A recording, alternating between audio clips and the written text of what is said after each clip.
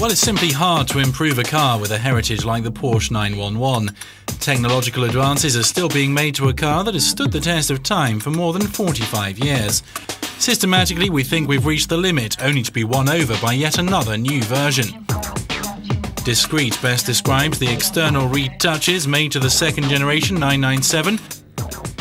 A new front spoiler, new lights with very Audi-like diodes under the turning signals and new air intakes.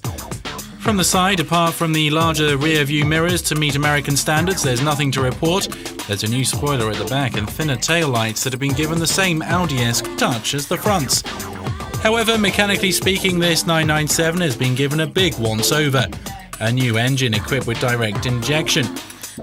This car has so many qualities, we only have to tell you that it's lighter, more compact, more rigid, faster, gets better fuel economy and pollutes less. The engine is coupled with a double-clutch gearbox. Worth noting is that this technology was initiated by Porsche for its racing versions back in 1984. The engineers waited this long to adapt it to its road cars because they believed it wasn't suitable for the road. Now it is. When at the wheel, this 997 is in step with its predecessors. That's to say that it's even better than the preceding generation. The engine-gearbox combo is as close to perfect as you like. You can race through the 7 gears in record time without dropping revs. The steering wheel shift system is groundbreaking. You push to go up a gear and pull back to downshift. It does take time to get used to, but with 2 separated controls and another centrally positioned, you can shift even when the wheel is cocked to one side, without the risk of getting it all wrong.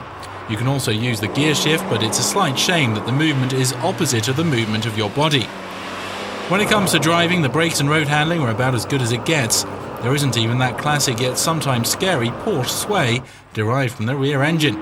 The suspension has so well been studied that despite an unfavourable architecture, the overall balance is comfortably up to the standards set by some of its rivals, considered to be leaders in the area.